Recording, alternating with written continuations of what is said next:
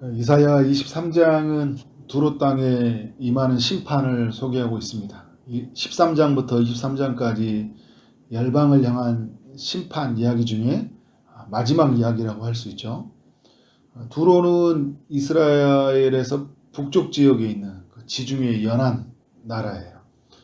공업과 학술이 발달되어 있는 것이고 또 자주색 옷감이 많이 나와서 많은 나라에게 수출하던 그런 나라죠. 밀, 기름, 금속, 말 많은 수출품이 있었다고 합니다. 그래서 두로는 무역과 상업 활동을 통해서 많은 부를 누렸던 그런 나라입니다. 다윗과 솔로몬 때 궁을 지었을 때 어떻게 한가요? 이스라엘과 우호 조약을 맺었고 또 성전에 필요한 백향목 그리고 여러 건축자재들 또 석공 기술자들을 지원하는 모습을 우리가 잘 알고 있습니다.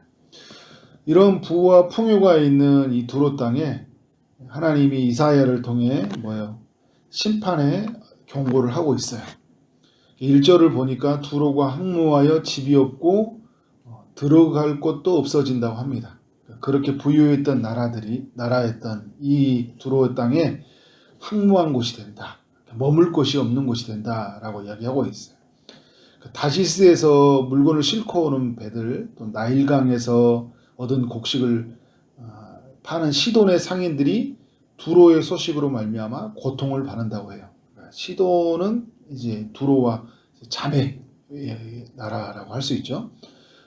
지금 이 두로와 함께 같이 연결되어서 부를 축적했던 나라들이 같이 어려움을 겪는다고 해요. 여러분 지금도 우리가 전쟁이 일어나니까 전쟁으로 인해서 많은 나라들이 경제적 어려움들을 겪게 되잖아요. 그런 것처럼 지금 이 경제적인 고통을 겪게 되고 또 전쟁에 위험이 있다 보니까 다른 나라도 두려워 떠는 그런 상황이 생기는 거죠. 1절과 6절을 보니까 슬피 부르짖을 것이다 라고 이야기하고 있어요. 그러니까 두로 땅에 임하는 심판이 여러 나라에게 슬피 부르짖을 만큼 엄청난 그 타격들, 경제적 어려움들 이런 것들이 생길 것이다 라고 이야기하고 있어요. 누가 이 일을 하신 겁니까? 8절과 9절의 말씀을 통해서 만군의 여호와께서 그것을 정하셨다 이야기를 하고 있어요. 9절에 보면 만군의 여호와께서 그것을 정하신 것이라. 8절에 보면 그들은 면류관을 씌우던 자요 그리고 그 상인들은 고관들 그리고 존귀한 자들이라고 했는데 9절에 보면 영화를 욕되게 하고 그 모든 교만을 멸시를 주님이 하신다 이야기를 하고 있어요. 그러니까 그러면서 11절에 하나님이 그의 손을 펴사 열방을 흔드시며 그 견고한 성들을 무너뜨려 버리신다. 그리고 하나님이 다 모든 것을 무너뜨려 버리겠다 이야기를 하고 있는 거예요.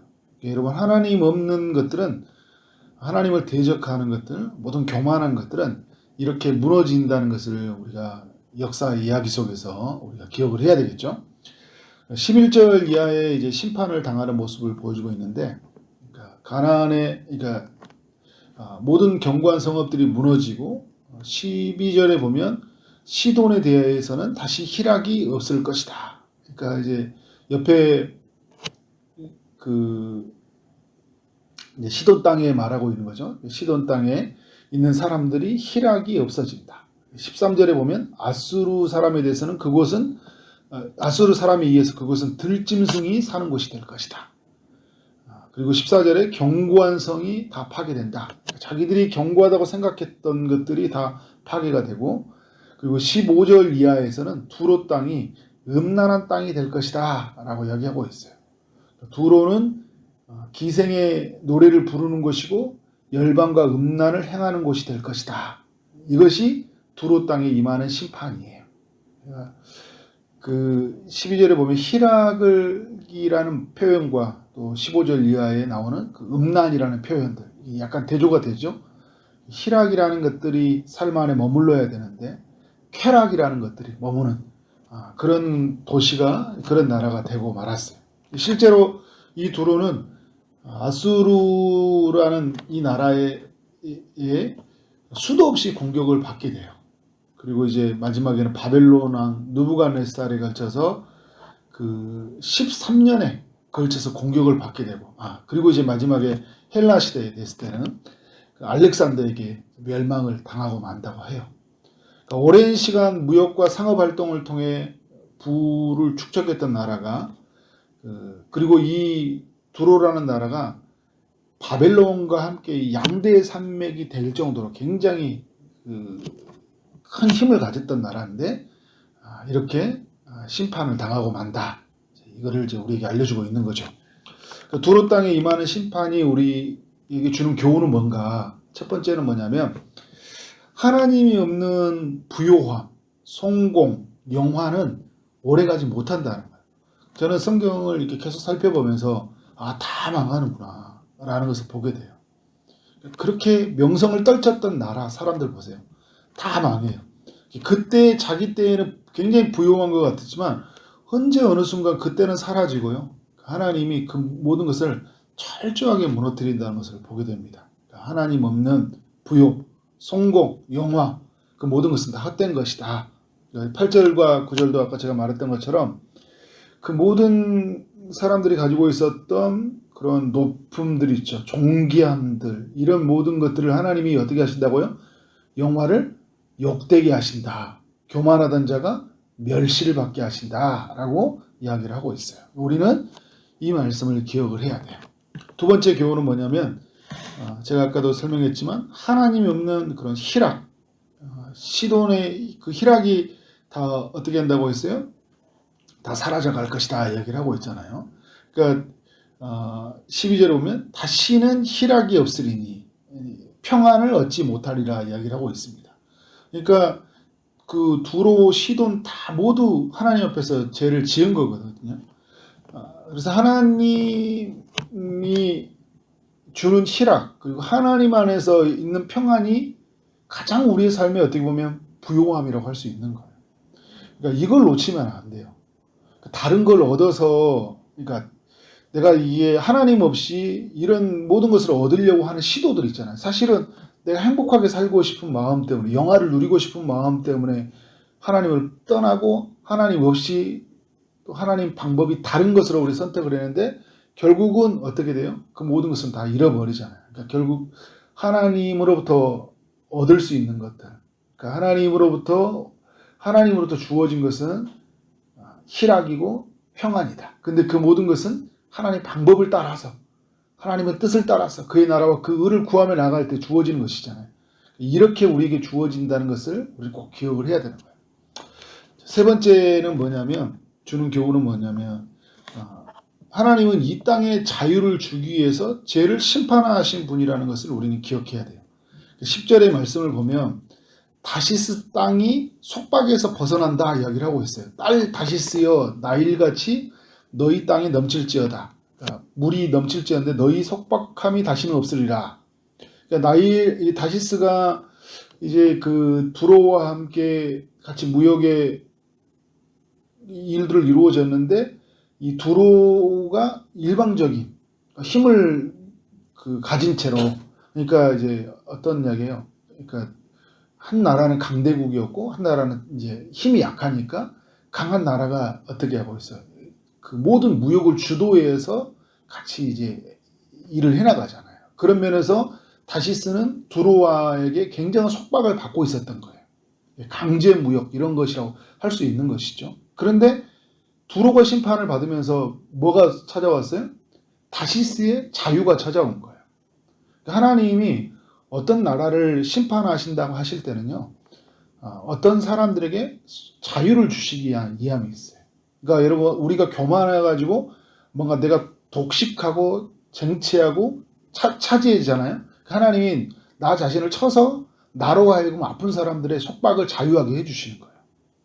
그러니까 삭개오라는 사람을 하나님 만나게 하심으로 말미암아 삭개오에게 그 어떤 토색을 당했던 사람들이 어떻게 된 거예요? 자유를 누리게 되잖아요. 그런 것처럼 한 사람이 하나님이 만나는 것, 한 사람이 하나님의 그런 징계를 받는다는 것은 누군가에게 그런 것들을 허락하신다는 거예요. 열방을 하나님이 심판하셔서 속박받는 나라들, 속박받는 사람들을 하나님이 자유하게 하시는 그런 일하심이 있어요. 이 세상을 움직이게 한 하나님의 일하심이죠. 이것을 믿음의 사람들이 볼 수 있는 눈이 필요한 거죠. 네 번째 교훈은 뭐냐면 두로를 구원하기 위해서 하나님이 심판을 행하셨다는 거예요. 이제 두로의 관점이에요. 그러니까 다시스를 속박에서 벗어나기 위해서 두로를 심판하셨고요. 그리고 두로를 또 회복하기 위해서 하나님 심판하셨다는 거예요. 그게 이제 17절과 이제 말씀들이 그거잖아요. 이 말씀이 나왔다는 게 70년 후에 어떤 일이 일어난다고 합니까? 70년 후에 너희가 이제 15절에도 보면 70년 후에는 두로는 기생의 노래같이 될 것이다. 찬후에는데 그렇게 기생 같은 노래를 했는데 17절에 70년이 찬후에 여호와께서 두로를 돌보신다 이야기를 하고 있어요. 그 모든 것이 찬후에, 심판이 다 찬후에. 남유다 백성들도 70년 동안 징계를 받았죠. 그러니까 두로 땅도 70년을 하나님 정하셨어요. 70이라는 게 이제 완전수를 의미하고 있는 거예요. 그러니까 심판이 완전히 행하신다. 그 모든 공의의 값을 다 물으신다는 거거든요. 그 공의의 값을 다 물으신 후에 두로를 돌보시겠다. 그가 다시 값을 받고 지면에 있는 열방과 음란을 행할 것이며 그 무욕한 것과 이익을 거룩히 여호와께 돌리고 간직한 거나 쌓아두지 아니하리니 그 무욕한 것이 여호와 앞에 사는 자가 배불리 먹을 양식 잘 입을 옷감이 되리라. 그러니까 이제 그들이 하나님의 표로 하나님 아닌 다른 얻었던 것들을 다 버리게 되고 그 얻었던 것들을 이제 자신을 위해 쌓아둔 것이 아니라 하나님께 돌려주게 된다.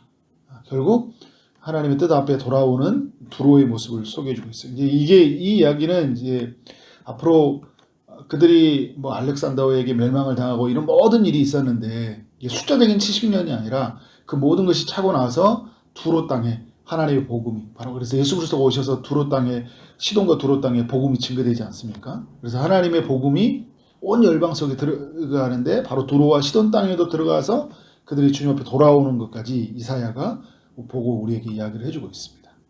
그래서 여러분 두로 땅에 이 심판이 임함을 통해서 하나님이 우리에게 주신 것은 오직 하나님으로만 우리는 부요함을 여기야 되고 하나님이 주는 희락, 하나님 안에서는 평안을 우리는 얻기를 갈망해야 되고 그래서 자유와 회복을 주시는 우리 모든 회복을 주시는 우리 하나님을 우리 모든 믿음의 백성들은 만나야 된다. 이 두로의 이야기를 통해서 우리에게 교훈하고 있습니다. 그래서 여러분 우리의 삶 안에서 이렇게 하나님의 열방의 심판 속에서 하나님의 그 의를 드러내시는 그 하나님의 역사를 온전히 경험하고 그 주님을 증거하는 여러분 되어지기를 주님의 이름으로 축원합니다. 아멘. 기도하도록 하겠습니다. 하나님 아버지 두로의 심판을 통해 하나님의 살아계심 하나님 우리를 향한 하나님의 뜻을 보여주시니 감사합니다. 우리 모두가 오직 하나님으로만 부요함을 여기고 살아갈 수 있도록 인도하여 주옵소서. 하나님 없는 성공, 부, 모든 영화는 다 멸시를 당한다는 걸 알게 하여 주시고 오직 하나님의 나라와 그 의를 붙잡고 살아가는 우리의 삶이 되게 하여 주옵소서. 세상에서 주는 쾌락이 아니라 하나님이 주는 희락을 얻는 삶, 두려움이 아니라 하나님 안에서 평안을 얻는 삶을 우리에게 허락하여 주옵소서. 저는 주님이 주시는 그 심판 속에서 자유를 누리게 하심이 무엇인지, 그 심판 속에서 정말 하나님 앞에서 주시는 그 회복이 무엇인지를 보여주신 주님, 하나님 그 공의를 따라서 이 땅을 심판할 수밖에 없었지만 하나님의 심판을 통해 하나님의 뜻을 온전히 드러낸다는 것을 보게 하셔서 정말 우리 모두가 하나님을 경배하며 나아갈 수 있도록 인도하여 주옵소서. 온 세상에 이 하나님을 증거하며 나아가는 우리의 삶이 발걸음이 되도록 인도하여 주옵소서. 하나님 오늘도 주의 응답을 기다리는 이들에게 찾아가셔서 주님이 일하여 오실 줄 믿습니다. 육체의 아픔 중에 있는 성도님이 찾아가셔서 치료의 강선을 비춰주시고 고쳐 주옵소서. 취업을 준비하고 결혼을 준비하고 임신을 준비하고 출산을 준비하는 모든 이들에게 하나님께서 은혜를 베풀어 주시길 원합니다. 오늘 하루 만나는 모든 사람들에게 주의 사랑이 흘러가길 원합니다. 주어진 일 최선을 다해 일하게 하시고 그래서 하나님께 영광이 우리 모두에게는 큰 기쁨이 되는 하루가 되게 하여 주옵소서. 오늘 밤에 있는 온 가족 기도회를 통해서 정말 하나님을 온전히 높이고 나아가게 하시고 주의 말씀을 붙잡고 나아감으로 그래서 하나님의 뜻이 우리 가운데 이루어지는 기쁨을 누리는 이 밤이 되도록 주님이 미리 예배하시고 축복하여 오실 줄 믿습니다. 하나님께서 오늘 또 우리 모두에게 큰 은혜를 베풀어 주실 줄 믿사오며 예수 그리스도 이름으로 기도를 했사옵나이다. 아멘.